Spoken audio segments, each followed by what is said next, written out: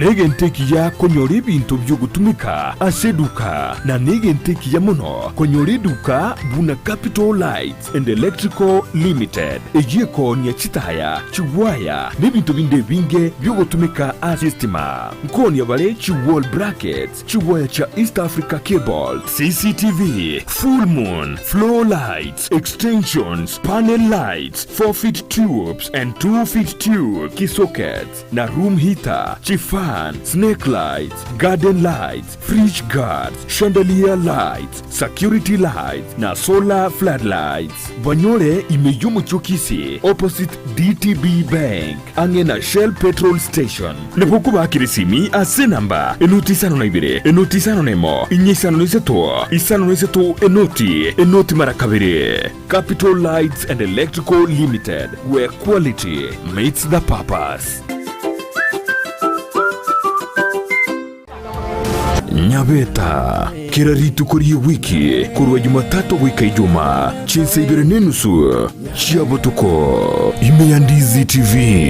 Nyabeta toba isawe chanda asora nyore chikeki chiogo chengera emeyega yawo enyorero bokole liborobu ya aseduka ya Villa Valentino woko koroseria chikeki chia kerengencho aseri gori ritari kogoita ngorosi atore chikeki chimeyega au bunna chikeki chimeyega yenyangi engagement cakes, anniversary cakes, birthday cakes, themed cakes, corporate cakes egatiye chikeki chinde chinyinge ningore nyorere keki ngi yeyo kugania kwao asogo tutarira samaga chauru complex yeyo toka imeyo mochobosongo asamange gosekobeke oda yao twakere simi ase namba enoti isano na ibere enoti ibere isano nemo isano na ibere eyemo isano nemo isato gose 0702267163 boigo ngorotora megero yokorosia chikeki no kwerikia nigo kogenderete tonyorwa Villa Valentino enyorere keki nyansu na boigo eyokuganya kwao omurobiryo bw'ekikosori na Steven Ndemo niko gendereire gukumanya aliya gukorekana kurwa sebirubo ao byorogonko rw'Gusii Kenya n'ensenkima egati yalyo konyora namuna ababwatani kurwa sekikosori ao kurwa samaminyoko chingundi karate umupira bw'enkoyo kurwa sekiligi Ndizi TV ubwansu bw'Gusii.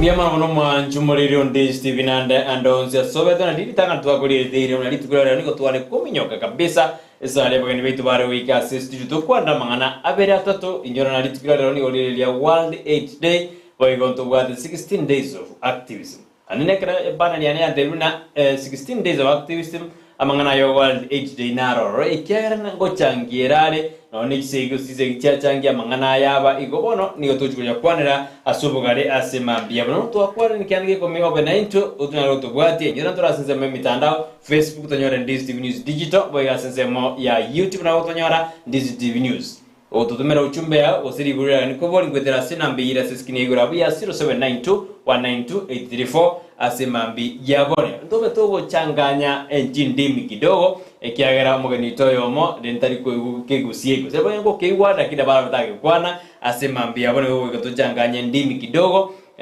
asemambi yabone tuwakware kariye komika bama na intwe aseke kitora tware ama uchana ito gose engambo yito lakini nyorena gekora gensa jinsa sambiliga ototora se egepirigirgento kende kiebwatoke free friday edition toma joto bade na Ndizi TV obwansuma usi asengenjo yebirubwene tokomyoka ngo bali baga banyara bago tokwani asemambi yaboniga asenjira yabene ntumanya barabitore studio asemambi yabone igo ndobe togo kwana tutakuwa tunaongea Kiswahili kidogo Kiingereza na Gusii ende ebwene kabisa kwa sababu mwenzetu mmoja atakuwa anakoroga yuru wengine ya Kiswahili ama Kiingereza asengenjo rende no maitebano tuenzi nabake asigo kondianja kiri soko kwane wo kolio madam ara tukwani tumaye kwenda ase okoboko kwane wo kobe naomba ya kwamba madam anze kwanza kutusalimia asubuhi ya leo, tujue ni nani tuko na yeye kwa studio. Asante sana madam, karibu. Asante. Kwa majina ngoro ku Mellen Mose Mogaka. Njendo munyagitari nurse. Ngokora ne Ministry of Health Kisii County. Ntenenerete gender based violence activities in the county. Pia sana mwanjumere nuwe dinani gotubate mwabisa utenerete gender based violence asi county ya Kisii. Deski yungu jaro tukwanda mange ningia deski ingia kwara na ande ngakiaroche michande ngenda tukotobwatia asi county ya Kisii na norongoro tuoshi. Teto anda sense mende sasa naomba ujitambulize ndio msikilizaji wetu ama mtazamaji ajue tuko na nani kwa studio. Kaini. Aba guseba itombu ya muri mwenzi.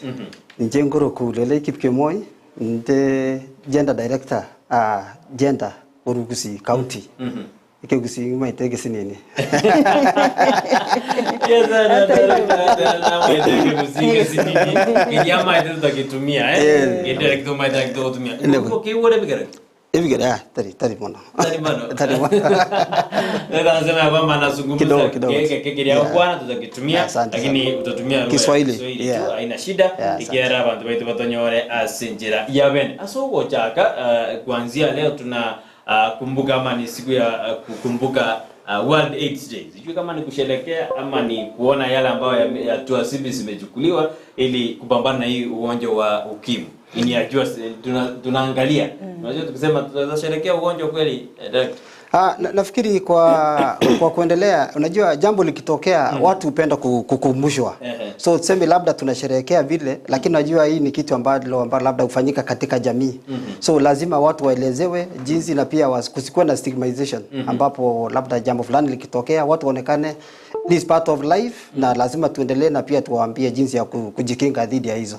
So tunapoongea kuhusu the 25 days of gender activism ilianza way back in 1991 ambapo labda ilionekana kulikuwa na dhuluma nyingi dhidi ya hasa wakina mama.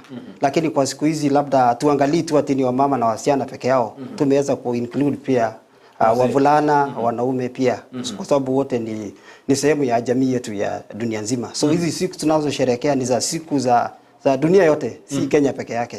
So it's a world activity that's going on for 25 days. For 25 days. Vya sana mwanjumari kono kwede na tuwachakire bono asemambia. Untorenda madam. Litukure raoni liyokoligirwa World AIDS Day. Kie litukure rengete ochi asomo Kenya na nasomo Gusii. Asante aselibaga. Mugusii ominto litukeriria World AIDS Day ne litukuri nene ligoserekewa ense yaito ya Kenya ne world ngima.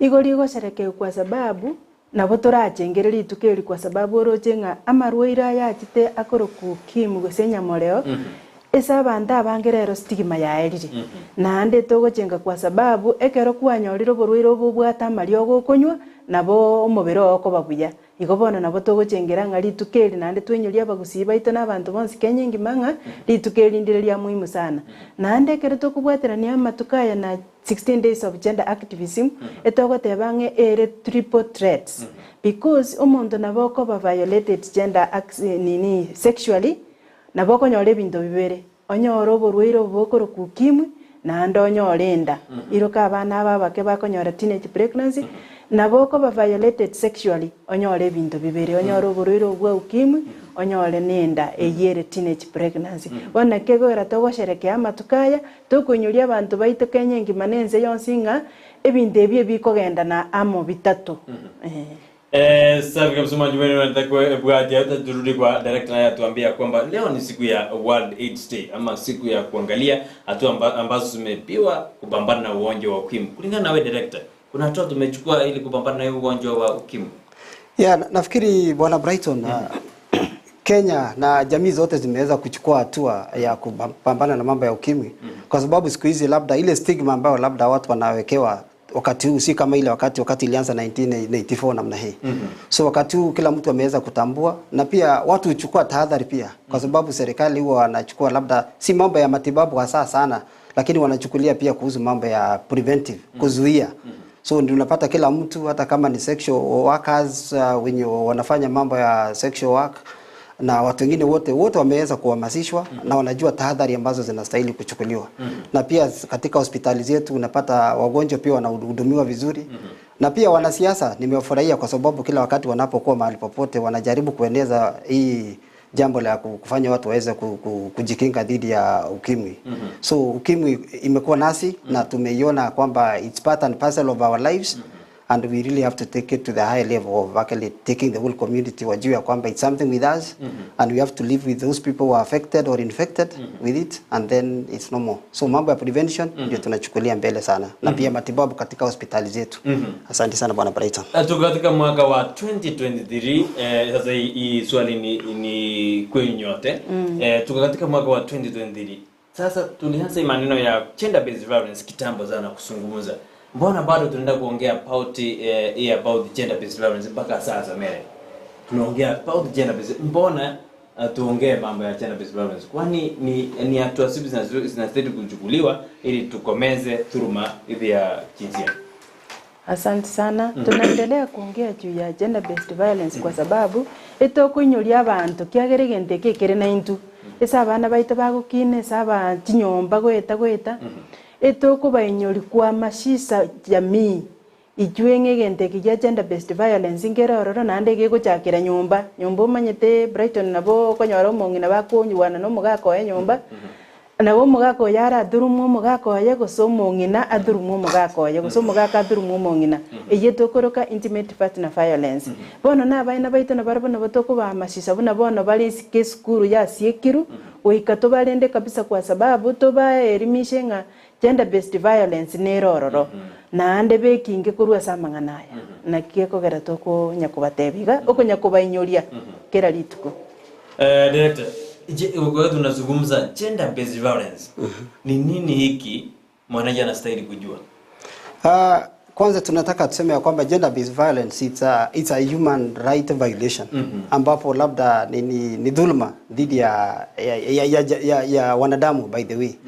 So tunapoongea si kwa wanawake peke yao bali hata kwa wanaume na watu wote katika duniani.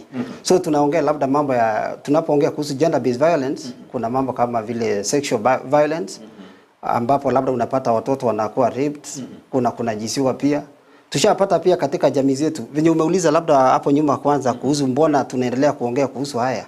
Ni kwa vile dunia is a dynamic world. Wale watu ambao labda waliweza kuhamasishwa kitambo si wale wenye wako saizi. So ndivyo wanapoendelea kuzaliwa wengine the same problems inaendelea kurikaa. So katika jamii zetu for example kama like mali tunafanya katika Kisii County there are specific problems ambazo tunasema ni GBV. More especially about mambo ya land inheritance. We found cases ambapo unapata labda wasichana labda wenye hawajaolewa nyumbani wanadhulumiwa pia hata na mandugu zao na hata wazazi wengine wanafukuza nyumbani wanaambia hapana hustahili kukaa huku. Lakini kisheria tunaposema kwamba mambo ya GBV mambo ya gender based violence is a human right.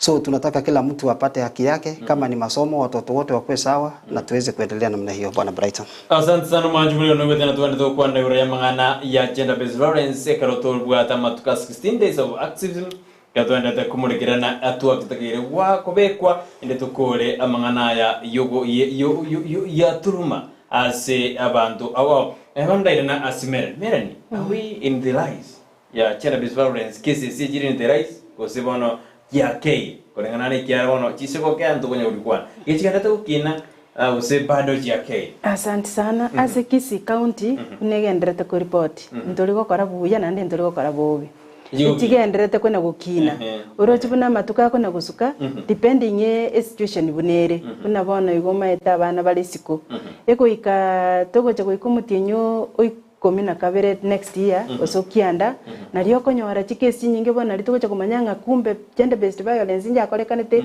omutienyo school ya siekire abana abange bali siku university ro chingocha gusika chire na chiracho bona dhuruma itakuwa mingi cases zina rise nande bonekera abana bairanire school maetekera bairanire school bono dhuruma inkoira na chirensage lakini bono iga ichigo cha koreisi kidogo njigendete gukina kulingana na Mellen nimesema kwamba hizi dhuruma ama gender based violence zinaendelea kuongezeka katika kaunti ya Kisii ama eneo la Gusii. Kuna ngano yake Kipkemoi ni nini inachangia aswa tunaona the increase of gender based violence in Kisii? Yeah, nafikiri the increase actually with any increase of any activity that's happening depends with the population of the people. More especially in talk of Kisii, for example, it's actually a hub. Mahali ambapo unapata there are so many communities have come together. There are so many institutions that are within. So in talk of the colleges that we have, in fact juzi tumesikia visa ambavyo labda unapata labda wanafunzi wa vyuo vikuu na kadhalika wanajipata labda kwa mambo ya mapenzi wanauana wenyewe. So katika jamii watu wanapoendelea kuwa wengi mambo kama yanaweza kuwa pia. Jambo lingine ambalo labda linachangia katika sehemu hizi za Kisii, mambo mengi ya GBV yanahusiana na mambo ya shamba. Issue of land, unapata labda kwamba land hapa ni imekuwa kidogo, so watu wengine huwa unapata wanaweza kuuana. Tunasikia ile case kama ile ilikuwa Bibi Sagini for example, ilikuwa associated with something to do with inheritance. Labda watu wanaona labda huyu kijana akikuwa mkubwa baadaye labda atakuja kuinherit land and something really happens. So lakini tunapenda zile hatua ambazo tumeweza kuchukua. Hasa tunapoongea kuhusu mambo ya ukeketaji, female genital mutilation, ambapo huwa ufanyika chini ya maji sana, hakuna wakati labda inajulikana sana ati imefanyika wapi.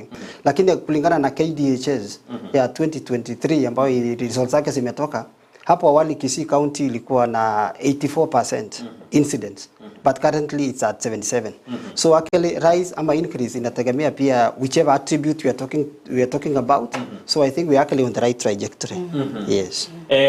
Madam, unasema kwamba msimu wa likizo ndio tunakuwa na dhuluma nyingi. Kwani ni watoto wanachangia mambo kutokea katika jamii, kwa sababu ukiwa katika msimu wa Krismasi sasa watoto wako nyumbani. Watoto ndio huo wanachangia maneno. Asante sana, vile mwenzangu amesema Kipkemoi, unajua pahali penye kuna watu wengi. Kama sasa watoto wako nyumbani, kuna university, kuna wenye wamemaliza form 4, kuna class 8. Sasa kuna raha mingi na unajua mwezi wa Disemba kuna kuanga na raha mingi. Sasa hii raha ndio inaleta hii shida ya dhuluma. Sasa unapata wako idle. Unajua saizi nyumbani sasa na watoto wa siku hizi unajua kuenda kwa shamba waendi, hiyo ni pia ni dhuluma. Ukipea mtoto kazi, lakini wazazi tunaelimisha wazazi wakuwe careful na watoto wao. Wajue mtoto ako wapi na anatembea na nani. Hiyo ndio itatusaidia sana. Utaongezea? Nitaweza kuongezea kwa vile by the way wazazi labda wameweza kutekeleza kuweka chini majukumu yao mengine. Kwa sababu wakati mwingine tunaona asif shule ndiye safe custody ya watoto. So unapata hata wakati mwingine wazazi wanaomba shule isifungwe haraka, watoto waendelee kubaki shule. So unapata ile hali ya kuachia majukumu ya kutunza watoto kwa watu wengine tofauti. Na ukumbuka pia hata walimu pia wako na majukumu yao wengine. So ukiwaachia wanapokuja nyumbani wazazi wanaona inakaa kama ni mzigo. So tungetaka labda tuelezee wazazi ya kwamba watoto wanapokuwa nyumbani tuwachukulie vizuri. Hata kama mtoto ni mkubwa amefika university ama wapi, bado huyo ni mtoto wako, anahitaji pia apewe advice na kuelezewa jinsi ya kukaa.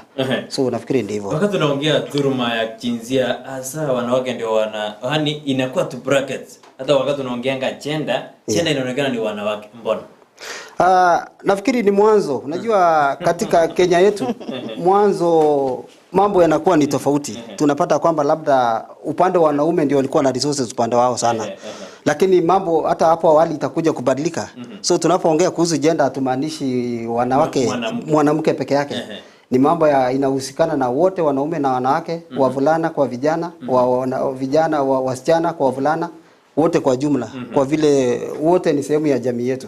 So venye huo wanaekelewa tu labda ati ni wanawake sana, ni kwa vile ilianza wakati wa Beijing, ilikuwa wakati wa Rais Moi, labda unapata watu hapo ndio watu wali hype wakasema ni mambo ya wanawake. Lakini siku hizi hata kuna wanaume ambao pia wanadhulumiwa zaidi ya wanawake, lakini hawapendi kujitokeza. So tunaomba pia wanaume mahali popote kukiwa na dhuluma mahali, wewe nenda fuata zile, hata kama ni kwenda kuripoti, nenda ukaseme, alafu ndio utaweza kukaa vizuri. Karongera na semera mera ni ege korogito utamaduni. Ngo changirere ebindi bya gender based violence ko gendera okorekana ase orogondo turausi. Ngo changira bile sana. Culture yo mugusio maite. Omosubati ase family abwenerete gusiko mugakoye. Na unajua Brighton hii gender based violence inapatikana mpaka kwa nyumba. Unaweza pata mzazi, baba mzazi amedivile mtoto wake. Cousins wale wenye wanaishi kwa nyumba wamedivile mtoto. Sasa kwa hii culture yetu ya Wakisii, tuatuberera tunaficha. Tunasema unaharibia mzee jina. Hata wazazi wa huyu bwana yangu atasema ugo salerio mkako elieta. Ubate hii mzee ni pastor wa kanisa, ni mtu mkubwa kwa ofisi fulani. Huku msalirie lieta unamharibia jina. Wacha hiyo maneno isemezwe hapa kwa nyumba peke yake, isitoke nje hapa, msiende kuripoti hata kwa polisi. Hata mgambia sichue. So that inakaa tu kwa kinyumbani kwa sababu ya culture. Tulikuwa tunazungumza mambo ya culture. Culture, madam anasema ya kwamba imechangia. Kulingana wewe, imechangia bado? Nafikiri mila za Waafrika kwa jumla imekuwa na hii kitu ambayo tunaita patriarchal system, ambapo labda inasemekana labda mwanaume ndiye kichwa, ndiye kila kitu na ndiye kusema. So tunapoongea katika upande wa gender kwa Kisii for example, kuna hata kile ambacho tunaweza ita political gender violence in brackets, where in fact even the issue of leadership in most cases people consider like women cannot just contribute a lot. And tangu nikuwa hapa Kisii for the last about 7 years, I just came to notice that there has been no single MP who has ever been elected a woman other than for the women reps position, which is clearly secured for women. So unapata labda hiyo hawajaamini pia, wanaona labda bado nafasi yake ni kule nyuma. So nafikiri pia kwa mambo ya FGM mila pia uchangia, kwa vile tunasikia kwamba labda kitambo ambapo labda yule msichana labda hajatairiwa anaitwa Gisagane. So unapata inachangia pia ili usiwe stigmatized. Unapata wengine wanapitia hiyo rites of passage na ingaje imepigwa marufuku. So nafikiri mila pia uchangia sana. Katika mwaka tukianza hizi 16 days of activism, niona county commissioner na mashirika wengine kama kanisa na mashirika mengine. Sasa kama serikali yetu gani inastahili kuchukua ili kumaliza dhuluma ya kijinsia katika kaunti ya Kisii, sasa tukiweka katika kaunti ya Kisii Kipkemoi? Tunapoongea kweli serikali imechukua hatua kubwa sana. Kwanza kupitia anti-FGM board, tushaanzisha vile ambazo tunaita county anti-FGM steering committees ambazo ziko kwa county na pia kwa sub counties. Na pia kupitia CSOs ambazo tuko nazo nyingi sana, kama vile nuri ya mtoto, tuko na ni nyingi ambazo tuko nazo, siwezi kuwataja wote, kama SICOM na kadhalika. Wamefanya kazi nzuri sana kwa sababu wanahamasisha watu katika kule vijijini na wanafanya kazi nzuri. Pia kupitia kwa national government na county government. By the way, we are very proud of the governor because actually through his efforts we have a gender policy ambao it's actually at advanced stages, ambapo labda hiyo gender policy ikipita, that's now what will take care of the issues of gender in Kisii County, and even the budgetary allocations itakuwa vizuri sana. Kuna pia child policy ambao inaweza kuendelea. It's really been doing very well. Still on the side of the politicians, they have actually done a great job, more especially the women rep Honorable Doris Donya. Tunapata ya kwamba katika zile mambo zake za ngaf, unapata kwa una women economic empowerment. Kumbuka one of the issues za inafanya watu wakuwe na gender based violence ni economic deprivation. So kuna hizo funds ambazo zinapea hizo groups, wanaweza kuendelea pia. Kuna PWDs pia ambao labda tuko nao, labda wale hawezi kutembea. Tunapata yeye pia labda amechangia, labda ameleta wheelchairs akawapatia wale ambao wanahitajika katika jamii. So katika national government pia we are very happy because the county commissioner and the Ministry of Interior wameendelea pia up to the village elders. Kila mtu amehamasishwa kuhusu mambo ya GBV and the rest. They are well versed na wanaweza kupeleka kwa jamii. Asante bwana. Mellen, abantu banyore gona Kipkemoi ya tena, abantu banyore robo manyi noena asema shinani ali igoro una kitogo kora amangana ya gender based violence. Banyore robo onyi kabisa. Unatebire buna endobwate epatine koro kusiko. Siko mugere sub county mashinani una kitutu cha Chenoti na yego kora uamashiso kabisa na andengo etabale sichi sub county jinde. Na wanyengo eterase Ministry of Health.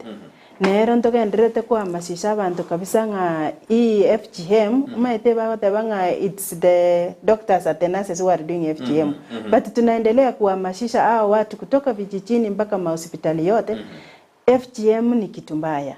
Achia msichana uwai wake firali umbwa. Kero mondo nyolire because Ministry of Health minister yaito ya health, chief officer, kero muntu ngukwanira ari kubeka tori chiguru bwese nyagitari twasomesa abantu no nyatari mashinani yoka maete no nyagitari riri bachire chi CME einero negi chichikende no to kwa mashisa abantu about FGM, about gender based violence. Kere sabantu politicians sisi bagweta ngukwana balegendeke. Pesana Kipkemoi. Hii siku 17 ama hii siku kuanzia 25 mpaka 10 katika kaunti ya Kisii tunatarajia nini? Katika hizo siku 16 tunatarajia mabadiliko kwa sababu ni hiyo uhamasisho. Ingaje labda atuwekelii maanani sana hizo siku 16 peke yake kwa sababu kile ambacho ni cha muhimu kweli ni kile huwa kinaendelea kila siku. So kwa vile during those days ni kama tu various organizations wanakuja pamoja ili kuweza kushowcase what's happening. So it's part of way of actually sensitizing the whole community because actually the theme of these days actually it's actually the one issue of to unite to prevent SGBV against women. So actually when you talk about prevention, that's actually the message that goes through. That we have to tell the people we prevent, we tell them the ways in which they are going to prevent these GBV cases happening. So ni kuhamasisha wote na kila mtu, various stakeholders and the CSOs that we have, they have actually been doing great work. Na taifanya hivyo. Meren tuarori abantu mbali baweka babere bamethurumiwa bukare wanyana n'umuntu ubutiro koboko abanda bakiri ni bona barabu para sensisi abantu ngono twajuna baswatigite sajo butiro muswati koboko ndete bya karakane patokarana no bisi mumene bujaro stiwali rescue center rujena nano besogire batorali batodena haya gender based nembe namusaja ibagari yandiriri asokurwane mangana haya a violence na barabu besokiri abuntu bwate male champions bali ba drumigu na GBV kose bali barwani gumbara obesokiri tokoroka male champions na barabu besokiri na barabu ngoegerera baro gender based violence nkorandi bale njiri yinonye nabangi na bali ba drumigu na barabu mbaro female champions na baro bago turumigo no ena abana abanyaruka mbarororo bale female champions bali banyoleta abana gwetero gutibonguko na baro besokiri bago tebanga chikinge na baro bakonje besokiri bia bana onu manchu bero DSTV karane to bwati asemambi yaboniga ni kubalia nisome SMS 2-3 asubuhi ya leo ndio jina morning Dorcas Preto na Joshua onjari tunali kutoka Kigweto there soon happy new month God is blessed tumeamuka salama de banwali me yumoroberia asante sana abia kabisa dini yaboka de anwali me yumoroberia tigemeroberia bekwe yogokora turuma ase ebinyoro byaito asante sana another may this month of December ebe amaseni gojia semole asante nalawadana morning to you biamono ase message yo nalawadana nere sinte yaboka de na biamono ase bageni ase studio baboli na ninki yekogera okosara abana banyaruka kogendrede no nyabantu bagokana wanaruza kwamba mbona FGM inaendelea bado hata wakati serikali imeweka mikakati egesusurukera oro ngekogera nini najangia FGM kuendelea katika county ya Kisii and Nyamira. Bwana Bright nafikiri kuchangia labda kwa sababu Kisii wakati inafanyika mambo ya FGM ufanyika kwa watoto wadogo. Si ati ni mtoto, katika jamii zingine unapata ni mtu mzima anatoroka kwenda kutairiwa. Lakini kwa Kisii ni watoto wadogo. So tunapata ya kwamba mzazi mwenyewe. So nafikiri labda mtu mwenye kukua sensitize kwanza ni mzazi kwa sababu huyo mtoto haizi kwenda kutairishwa kama si ana idhini ya mzazi. So nafikiri pia kitu kingine imechangia ni umri ule ambapo watoto wanatairiwa. Umri mdogo sana ambapo hakuna sherehe siku hizi. Kitambo sherehe zilikuwa zinafanyika. So kama sherehe zingekuwa zinafanyika ingejulikana kwamba labda kuna ukeketaji unaendelea mahali fulani. Na pia jambo lingine ambalo labda linachangia sana kwa wakati huu ni venye watu wanajifanya wakati mwingine ni kana kwamba mtoto alikuwa mgonjwa anaenda hospitali. Tunasikia anafanywa inaitwa medicalized FGM. So vitu kama hizo pia huchangia. Na pia kuna hiyo stigma ambapo labda wasichana hata wakiwa wameketi mahali fulani wanapoongea kuhusu mambo yao unapata labda anakejeliwa na wengine anamwambia wewe ni Kisagani sijui namna gani. So ili kuweza kujiondoa kutoka katika hiyo bracket ya kuitwa Kisagani huo labda mzazi pia anataka mtoto wake akuje akue stigmatized. Aitwe Kisagani. So anaenda pale alafu ndio anakuwa mtu mzima. So hapo ninakuwa inachangia. So mila inachangia sana. Madam FGM ya bantu bari bakora na bono FGM ngiokane na ni thuruma na kidhunga kiwa yaba categorize se thuruma ya kijinsia. Ni ngobere categorize thuruma ya kijinsia kwa sababu Mungu mwenyewe hakusema hawa watoto wasichana watailiwe. Ilikuwa ni vijana peke yake. Sasa tukitaili msichana tunamharibia ile mwili wake vile Mungu aliumba. Unajua hii mwili vile imeumbwa Mungu aliumba kwa sababu inatusaidia wakati mwingine kama wakati wa kuzaa. Au yu mama mwenye ametairi na yule mwenye hajatairi unajua kuna tofauti. Sasa mimi kama midwife mimi nikikuwa kwa labor ward nikisaidia huyu mama mwenye ametairi kuzaa na mwenye hajatairi kwa mwenye ametairi ninapata shida sana kwa sababu anasararuka na inanichukua muda mrefu kumutengeneza arudi vile alikuwa. Sasa tunaelimisha watu wa community yetu ya Kisii tuache mambo ya kutaili watoto. Na kama kuna right of movement kufuka kutoka stage nyingine kwenda nyingine. Siko yetu ya Kisii. Na kuna SDA tuko nayo pia inatusaidia right of passage. Watoto wanaenda pahali wanakaa huko wanaelimishwa alafu wanatoka kama wenye wametoka kwa nyumbani wamechua ni nini inaendelea lakini sio kutairi. Na kila unyakezi na happy new month imensa kitundini akuna sisi au then ambia mwana somoro video and kumajara than watching live from Izepania border nimeona my sister Mellen Mose. Karibu sana Sagi. Asante. Maite na kumachero. Nimo maite na kumachero you my brother. Huyo ni my brother.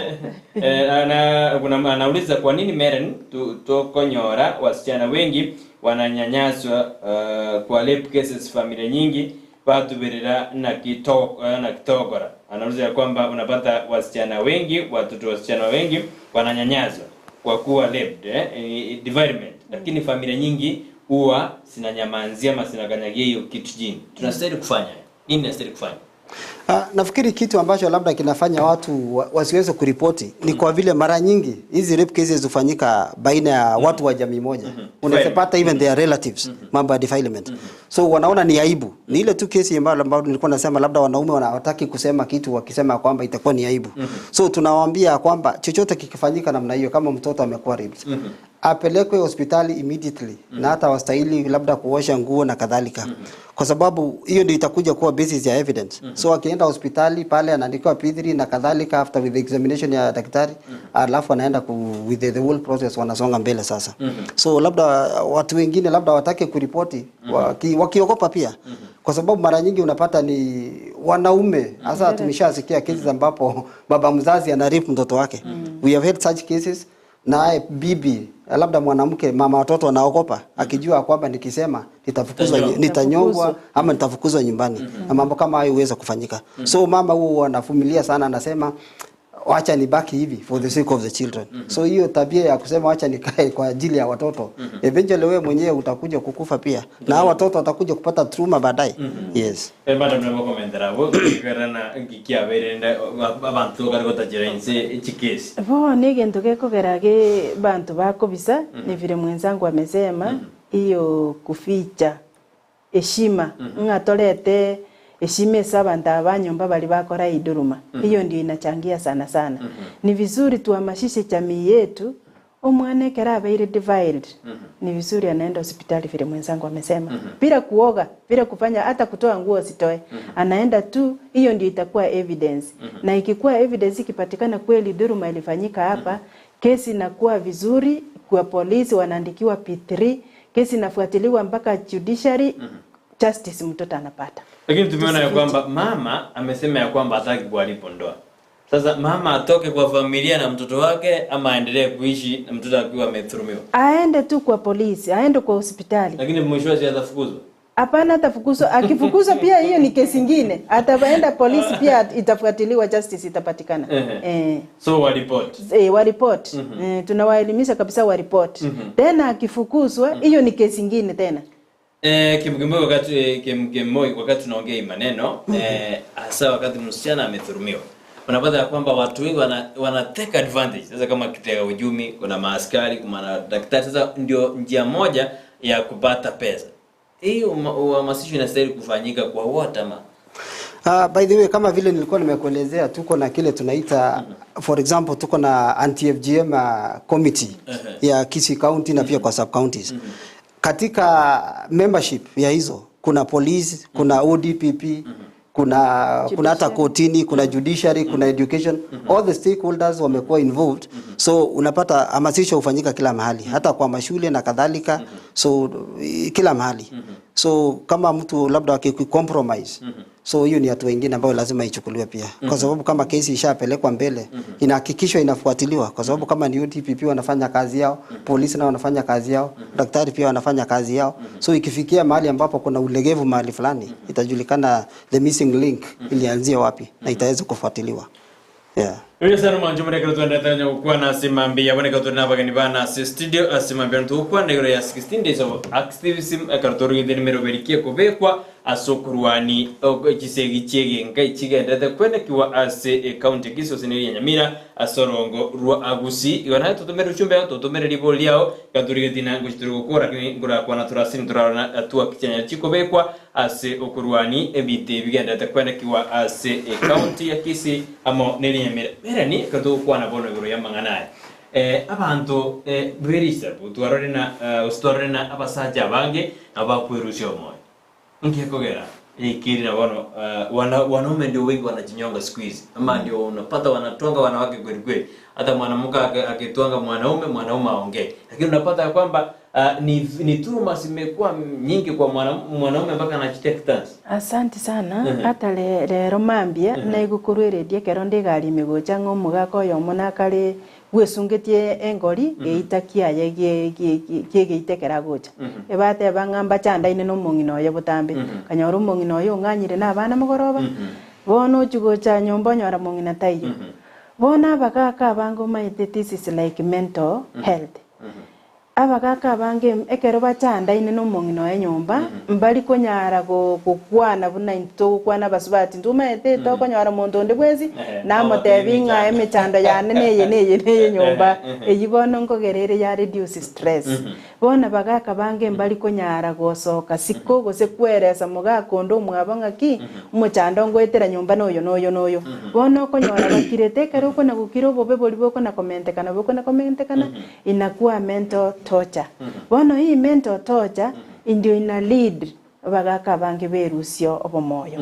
Igobone toko imisha abantu baita bagaka mono ekero nyomba muchanda ine kwana ntubwate counselors ntubwate churches imbarorora abapastor ntubwate abantu banda bagaka bande simo kwenda mwagamba nabo kotebanga ingone injandikete nyombe ngenjeye egentekero ke gukwanerwa inakuwa rahisi na stress inatoka.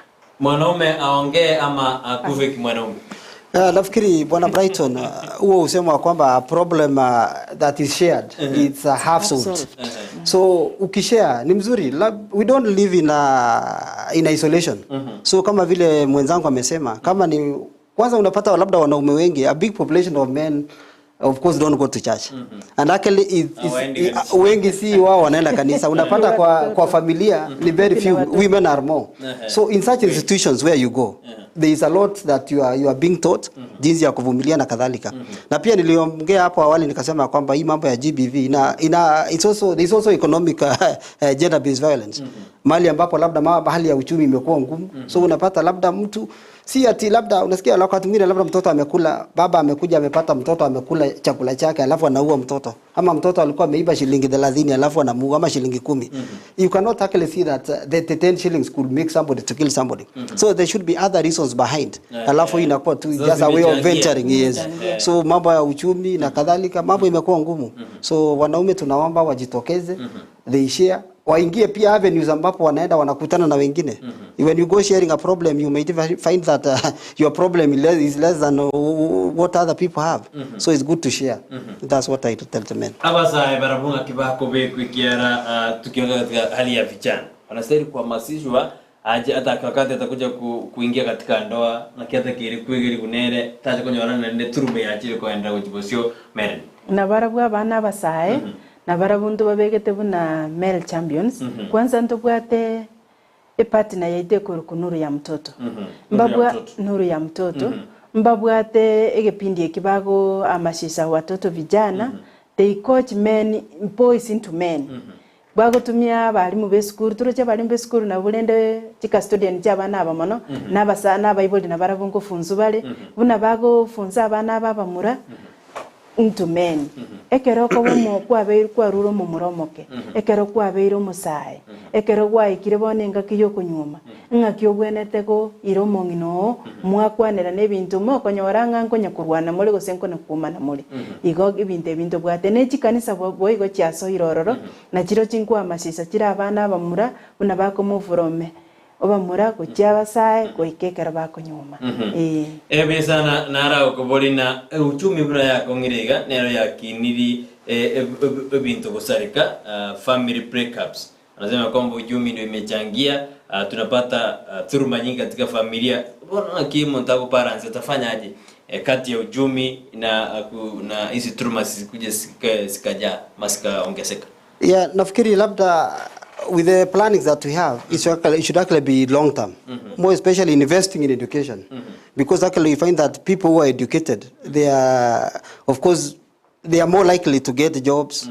Hata kama ni watoto ambao labda wamesoma, watakuwa na different world view, na pia watakuwa na avenues nyingi tofauti ambapo wataweza kusoma mambo mengi kadhalika na kadhalika. So tunaomba pia labda katika serikali yetu kama kuna jinsi ya kuwa na vitu za kukiteka uchumi ya kupea wananchi, itakuwa ni vizuri sana, ndio wananchi waweze kuzishwa katika economic activities, ndio itaweza kukidhi mahitaji yao. Ngochangia na neki kidogo mwenzangu atavile bono hii umesema nga udhuluma ndio inaletwa na hii uchumi. Hii uchumi yaro yakongire, lakini ile ndio tunahamasisha watu wetu jaribu kidogo kidogo. Kama mama nyumbani jaribu hata kutengeneza kitchen garden. Okole megeti chakeke igeso simegete chingeni chiao suguma, osimegete endania, osimegete spinach. No mugaka nera akitoka nje kidogo hata kama ni kupata kibarua. Na yeye akileta kidogo atasaleta hata sabuni kipandi, anasaleta mafuta hata ya shilingi 10. Hiyo siku itaisha. Na kesho hivyo. Tujaribu kwa nyumba kuhamasishana nga tigatonyole ebi barua bike na ndingo gunde ngoteba bale nga hasala funding kerororo. Tuteme kwa apply hasala fund ye nonyore chibese chinge gokwanya kugachanke nandi kwatumia yanke inakusaidia. Ego babura banyakonyole. Banyole chibese chitokonyere ndikiagara timise utuma ya nyumbani. Biasana lidinya bokate anwali me ijumuroberio era kubolina ndi ebjeme yaje ko bembe. Era de ande lidinya bokala kawa controversial anasema kwamba indi toje ko mayana ukeketaji wa msichana ilikuja kwa lini mbaya kwa sababu abantu bakale mbaro kitiwe na walidia garoteo yeye tuko bembe tujakemere.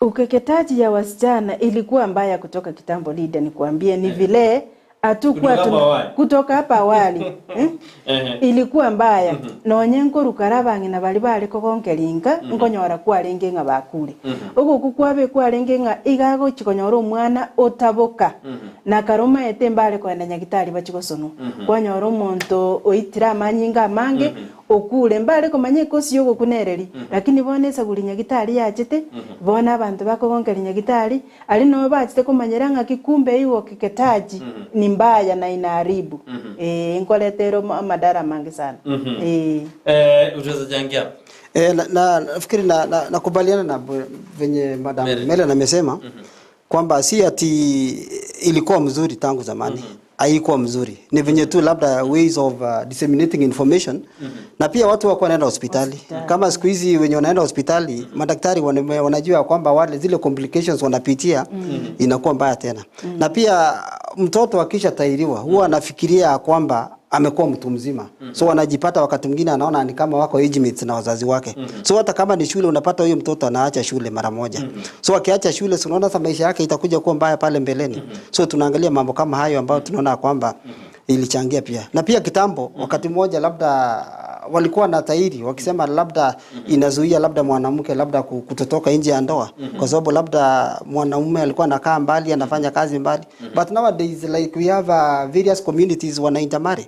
So if people are getting intermarried umeoa mwenye labda jamii zao watairiwi na si jamii zote zikosa na tairiwa. So what will happen in that case? So that's why we tunajaribu kuangalia the bigger picture ambapo we should actually harmonize. Na pia it's a human rights violation. So kama so kama sheria constitution inakataa na pia kuna anti-FGM act ambayo imekataa hiyo. So it's actually an illegal activity that should not happen anywhere in the world. Na mendo kubolina era baramu batajiti ase ekeganyikyo bari kuja baramu bakarba ku barangire ba. Ya mbali ngoku bari maito gukukora ko.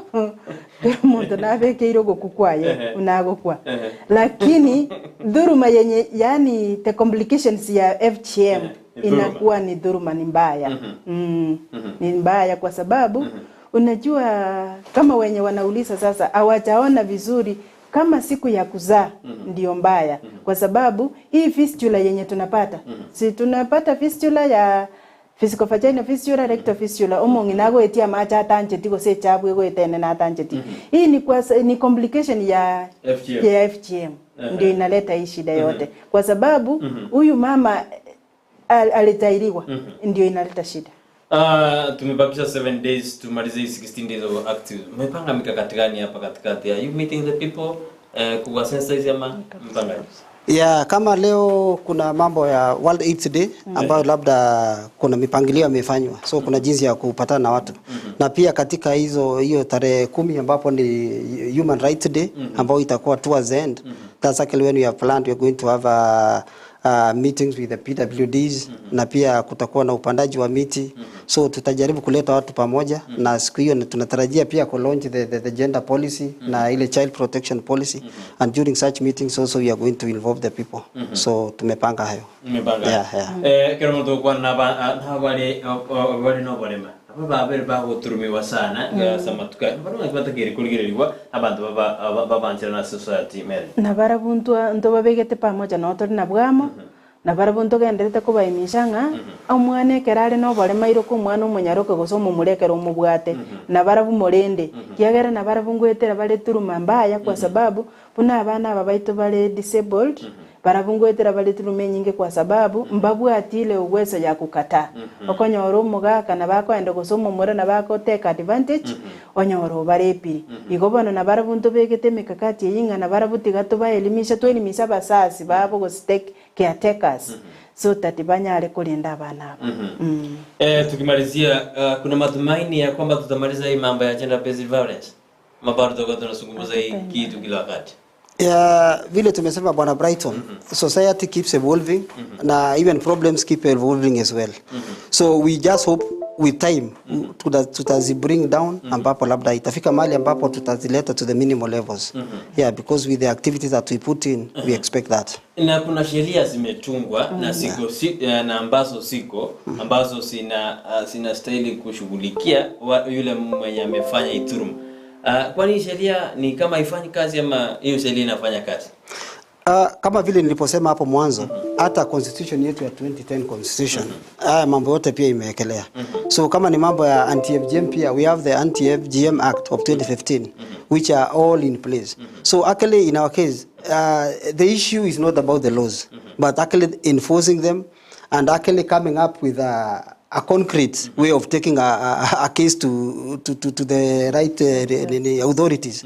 So shida imekuwa ni watu tu wataki kufuatilia na kufanya hayo. Otherwise ni watu wamelegea. Otherwise mambo ya sheria kila kitu is in place. What is illegal is illegal. So hakuna wakati kama FGM for example, we cannot compromise about that. It's against the law, it's a human right violation, it's against the constitution and that's it. Yeah. Na nikichangia kwa hiyo sheria iko. Na tukihamasisha watu wetu kutoka mashinani kama tuseme gender based violence, tuseme development. Hiyo sheria iko vizuri sana na tukifuatilia sheria huyu mtoto ama mtu mwenye amefanyiwa development atapata justice. Community vile tumesema mtu akikuwa deviled akuje hospitali within 72 hours. Akuje mapema. Na asitoe nguo, asioge, asifanye kitu yoyote. Akikuja huko hospitali kuna vitu zenye tunafanya medical check-up, tunafanya forensic management. Hizi vitu tutaziweka pamoja, polisi atakuja asichukue. Polisi akipewa kesi ya kuinvestigate na evidence iko na daktari amedokumenti vizuri. justice itapatikana kwa huyu mtu na sheria itafuatwa vizuri. Sasa tunahamasisha watu wetu, hata kama ni FGM, report mapema. Gender based violence, report mapema. So that justice itapatikana. Sheria iko na itafanya kazi kama tunaifuatilia vizuri. Sindi yabo kenara dana ki ebikorwa via gender based violence yo bende ukina kila litugo ekarogonyora omusacha agoita mukae na abana obali merinze pi.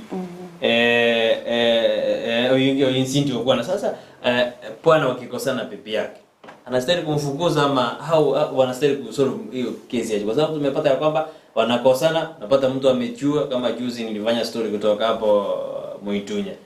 Vijana amejiruza kwa kisima kwa sababu eti wamekosana bibi yake. Sasa tunastahili kusolve hiyo kitu hapo. Wakati tumekosana na bibi Kipkemoi. Aende kwao ama sasa muite, tunastahili kusolve hiyo maneno namna gani? Bwana Brighton, najua asa Kiafrika mambo kama ni ndoa. Mnapoona si wewe na bibi yako umeoana peke yenu. In fact, when people get married, it's two communities, two families are actually getting married.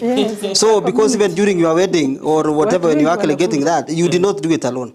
So the best way of interest is to involve very close relatives. Share with them. That's why I said mwanzo, sharing a problem inakuwa ni mzuri sana. Call them. Once you've come on a share, in fact, they will even tell you like some of them have more problems than you have. So when you share, let the people who are concerned. Like katika Kiafrika mara nyingi wanasema wajomba. Sijui ni kwa nini wajomba huwa wanapewa huo uzito ya kwamba kama kuna jambo fulani genda ita mjomba wako. Hata mtoto wa Kiafrika wakati mwingine kabla hajaenda kutahiri anaambiwa nenda pata idhini kutoka kwa mjomba wako. So those are the institutions that should go back to. That's why here in Kisii we have the Gusii Council of Elders ambapo wako kila mahali even kwa sub county level. Those are the people who are very wise. Hao ndio tunasema ni wahenga. Wahenga wa Kisii for example ni hao. So wakikuja waambie this how these things used to be done. Because the problems tuna face hizi they are not new. They happened in the past and they knew how to tackle them. So let us involve close people. Alafu wataweza kusaidia. The family members, yeah. Ni hivyo. Unajua the angles, they are respected. Sasa ukiita mjomba wako, yeye atakuja asikize kutoka pande hii na asikize kutoka pande hii, yeye atafanya partiality. Kama ni mbaya atasema huyu ni mbaya, kama ni kijana atapewa warning. Na bibi atapewa warning, waambiwe muishi kwa karibu. Na huyu mjomba atakuwa anafuatilia hao watu karibu sana. Atakuja hata kila wiki anaona wanaendeleaje, siku hizi mnaendeleaje, na leo siku hizi tuko na simu. Anapiga mnaendeleaje, tunaendelea vizuri. Tena kuna tatisha hapo atakuja solve. Pia wazazi tuwaweke karibu sana, wao pia ni wa kuchangia. Wazazi. Tukiendelea kumalizia natumai kwamba hakuna pastor hapa, maybe kuna lakini tunaenda kanisa. Kanisa imefanya jukumu lao kwa sababu kila tukiangalia Kenya kila mtu at least we are Christians. Kanisa imefanya jukumu lao kuhakikisha kwamba hii mambo ya dhuluma imepungua katika kaunti yetu ya Kisii na Nyamira. Kwa sababu unaona kila mtu anaenda kanisa lakini ukifika nyumbani bado mambo ni kali.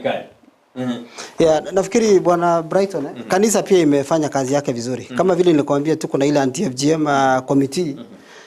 Pia tuko na Islamic leader representative, tuko na pia bishops na kuna Catholics. Pia kanisa wamefanya vizuri kwa sababu hata mambo kama for example hakuna mahali katika vazi ya kanisa labda ya Biblia inasema kwamba hii dhuluma iweze kuendelea.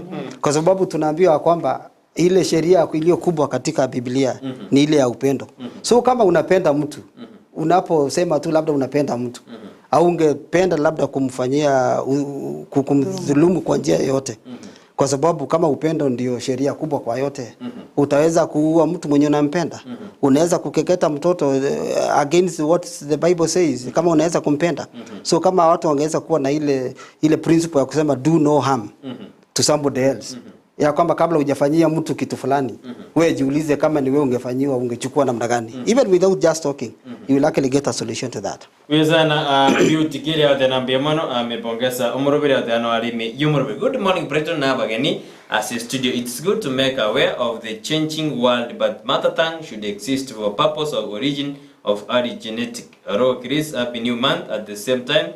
Anasema end of this year 2023. Adatu isiro kuru mwaka bia sana. Hii siku tumebakisa. Lakini hao bana it's good to make aware of the changing world, but mother tongue should exist for purpose of origin of Hari genetic. Then ambia tutigare matangi yetu ikae identity yetu sana. Asante sana. Aro kirisimbia man. Aban ntaito tokore because tamie jinsi yetu jeje nataka na urobo sembo bo mwerio kaltori gitia sama tuka 16 ndio activism ngakutokora anakutokubwaterana asinjera na intu buna baralia ibagalito ndiriria sugo kora mwana chenda festival. Bona na intu buna barali korwa ige studio na inwe chi studio Jones picha Kenya. Tigatogenderere guchangia kwamasisha abantu baitu nga gender based violence nere sichi family nere sichi community togenderere kwelimisha abantu baitu buna ba ko reduce na ndi buna ba bwenerete ko report ndi buna twate babuna violence bagenderera buna bagaka baesoki ba share problems cyabo n'abantu ekanisa bagende nariye mechande yera nyale ko reduce abana baitu tigato balende buna bono bali kirusa tumanye nganga y'umwana ari nabo mumura nabo munyaruka twamanyanga yale buna baibuli biasa naomba utoe wito wako wa mwisho wa sababu masaa yetu naona kwamba imeelewa. Yeah, labda jambo langu labda la mwisho ni kuambia watu wote tuweze kushirikiana pamoja kwa sababu mambo ya GBV ni yako na sisi na yanaendelea, bora tu tunaelewa wanadamu wangali waliko hizo shida bado zingali. So tuweze kushare issues that we have. We also call for political leaders waingie pia mbele waweze kuhamasisha watu kwa sababu ujumbe wao wakati mwingi watu huchukulia kwamba ni ukweli na ukweli mtupu. So tunaomba wote waweze kushirikiana na sisi tuweze kupeleka jamii yetu mbele. Pia sana kuna robodi moja kuboni na antubwate nyumba 10 tubwate mbakaba chibu mama ite bindi gukoragana bire ingiro kara bindi biko genda gukoragana paka tubwate nyumba 10 na bachiba maite na bindi gukoragana ndanda bande babsa mera ebintoro cheseko kenye binyoro goeta ngambiroro na byo bitokoroka kangaru coats etwate banga omugaka igale nganere bono bwesikase omuchi bono nonyene kera botokogenda ko mungi nachire ko reporting omugaka oyo nero goduru mwana oyo no munyaruka bono nonyene abagambi na barabungotema bali ko ibacha kidogo ko rake gamba kienyeche kitokoroka kangaru coats ekikwanyora giasire iro lakini nirende bune commissioner ya itere Kisii iga na very strict abagambi bonsi abagambi bonsi abanyumba 10 na baro basomigu siku hizi wameanza kuleta hizo cases mbele. Tulikuwa tunaongea about community policing na hiyo chiefs wanajua venye jenje kinatendeka wanastahili kufanya nini. Madam amesema kama tukabara tajikesi chiefs walete kesi mbele. Yeah, nafikiri bwana Brighton kumbuka kwamba hao chiefs pia they are members of the society. Now being members of the society wakati mwingine labda wakikuja kusema jambo fulani liko pale unaweza pata pia watu watakuwa against wao tena.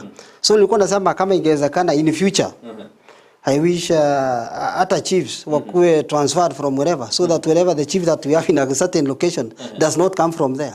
So it can actually be well. So tunaomba pia waweze kupeleka ujumbe mbele. Hata kama si kupeleka directly aseme ati ni nani, nobody atakuja aseme ati nani alisema. Apeleka tu ujumbe alafu labda the forces kama ni askari wakuja washike watu.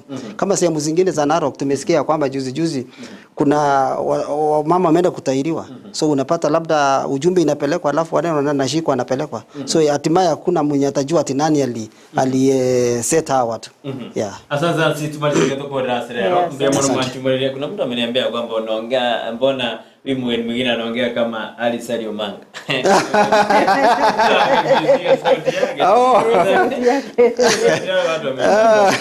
Tunashukuru sana kwa kupata muda wetu kukuja hapa tumezungumza mengi. Kama jambo letu kwa kwani ile ya 16 days of activism karabate na tutakere tubwate ni ushirikiano tunataka tushirikiane ndio tukore mechande egendete kwenda kiwa asense mo sasa no Gusii karwa rekendegia korekane akorobot sindio akorobot karwa rekende gia korekane akorobot yenda tutenia desk center kuna hii kitu nikimalizia hii gender inaitwa gender based desk inaitwa gender based desk ya police yes watu wanastahili kuifahamu yeah vile nilikueleza bwana Brighton hii gender based violence desk katika every police station there is a police officer ambaye trained on gender issues so ukienda pale kureport mambo ya gender issues watakuaddress vizuri sana. So it's good when you go to a police station unaangalia hiyo gender based desk, alafu utaweza kuaddressiwa vizuri sana. Na ukienda police, ukienda ukiripoti hapo pale penye reception iko, unawaambia nimekuja kuripoti kwa gender based desk. Watakuelekeza vizuri sana. Because kila police station iko na gender desk. Asante. Na maaskari wametrainiwa wanajua. Mbamaiti. Na basikari baire atua ba sirek. Mbali go sirek. Biasa no majumuri to ko rabo sari ye to so asimiro bidi na wakire be mara ko kware ngi me andisi no once Mose rodon ngana bagani bana sister ko tua kwane ri ya gender based violence ba tebrena evinte bina bi ko era ko tura botena twensi asoro grosi teto mena nanda sense mena wakire be mara andisi be once Mose chosho tanero ringa sense mende yesterday. Asante sana. Thank you. Thank you very much.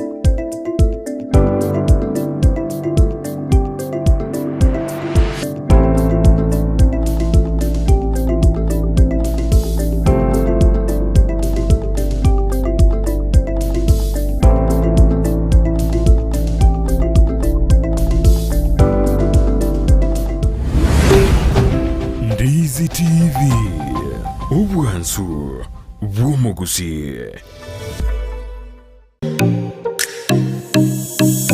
Omurobiryo bw'ekigosori na Steven Ndemo niko gendereire gukumanya aliya gukorekana kurwa sebirubu ao byorogonko rw'ogusi Kenya n'ensenkima egati yalyo konyora namuna aba